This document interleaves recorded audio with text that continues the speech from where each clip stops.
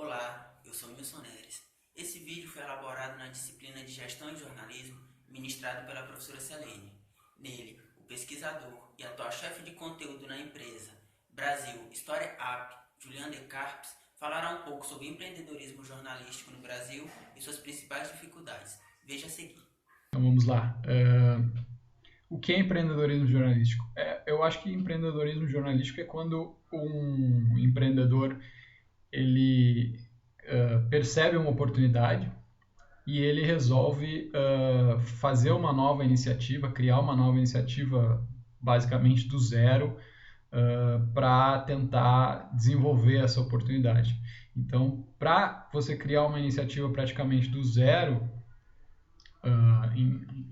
para desenvolver essa oportunidade, o importante é fazer um modelo de negócio.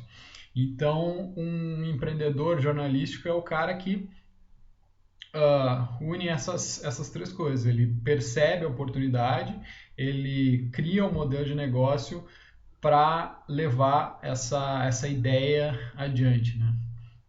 Eu acho que existe bastante empreendedorismo jornalístico no Brasil hoje em dia.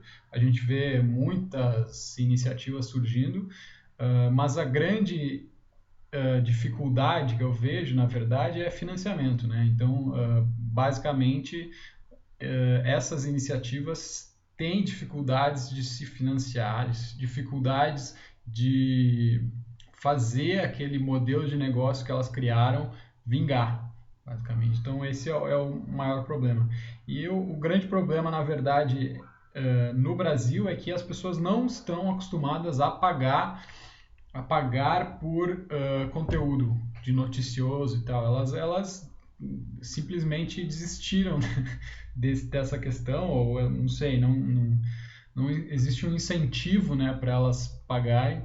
Então a gente vê que paywalls, por exemplo, não tem dado tanto rendimento quanto em outros lugares. Por exemplo, os Estados Unidos, onde o New York Times, enfim, essas grandes marcas do jornalismo têm conseguido algum retorno, pelo menos se manter no longo prazo com base em assinaturas.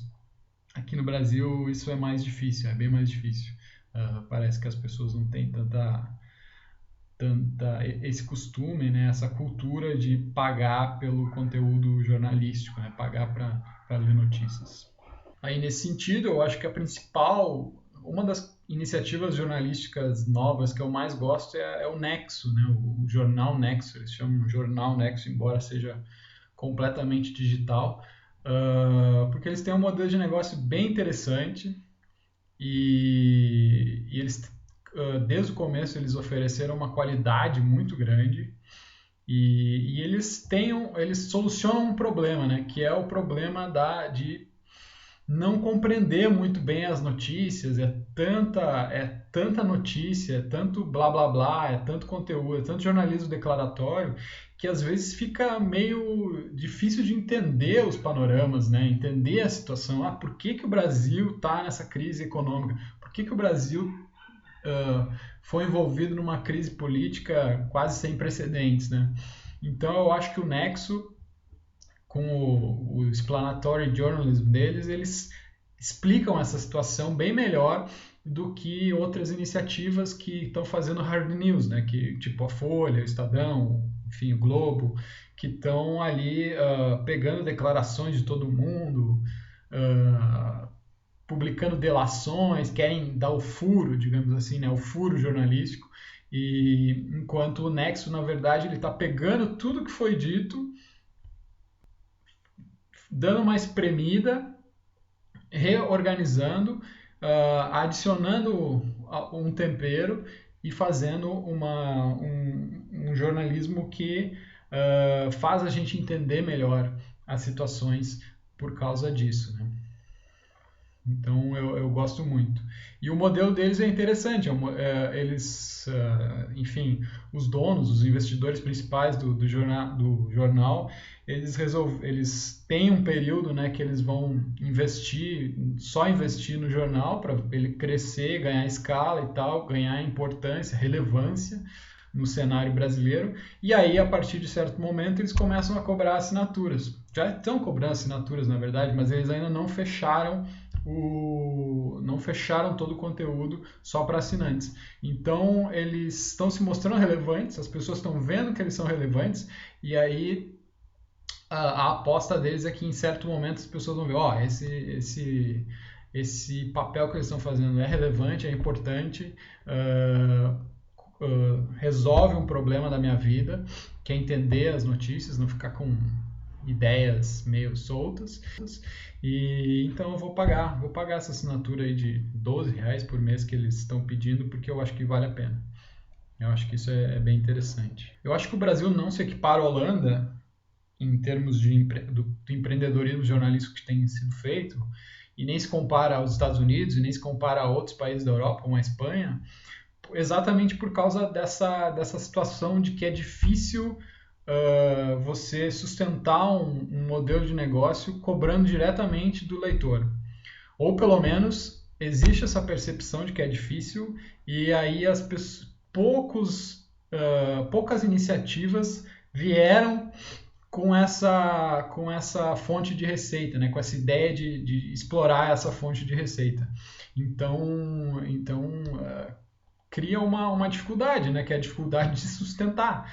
Basicamente, o que tem outras iniciativas jornalísticas, como a Agência Lupa e o Aos Fatos, que também são bastante relevantes. Eu acho que eles solucionam um problema, que é algo muito importante numa iniciativa jornalística.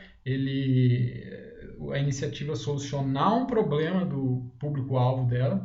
O problema dessas duas iniciativas de fact-checking e checagem, assim, é que elas querem checar para o público leitor, mas quem vai financiar ela, na verdade, são os meios de comunicação mainstream, né? Os tradicionais. Os tradicionais estão quebrados, né? Então, eu não sei se eles vão ter bala na agulha para pagar por um serviço desse, que é um serviço super especializado, um serviço que custa tempo, que custa caro, que demora, né? Tem um certo esforço. Então eu tenho minhas dúvidas que os meios de comunicação tradicionais vão ter condições de arcar com esse custo das agências de fact-checking, né? Embora elas tenham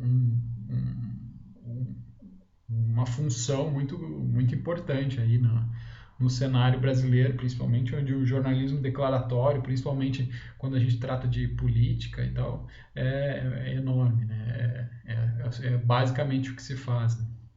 Então, existe esse problema. Na Holanda, eles fazem as iniciativas jornalísticas costumam fazer um modelo de negócio em que o próprio leitor, né, o próprio público-alvo paga pelo produto. Então, é o caso do Blend, é o caso do The Correspondent, e eles estão aí já, faz uns 3 anos que eles estão galgando passos, estão conseguindo crescer a base de usuários e tal. Então, isso é legal. Já no Brasil, a gente não tem ainda, que eu me lembro pelo menos, alguma iniciativa jornalística que, cobrando dos usuários, tenha conseguido se sustentar e, ao mesmo tempo, aumentar a base de usuários para aumentar o que ela vai gastar em jornalismo, etc. Então, essa é a maior dificuldade, a dificuldade da grana, basicamente. Obrigado.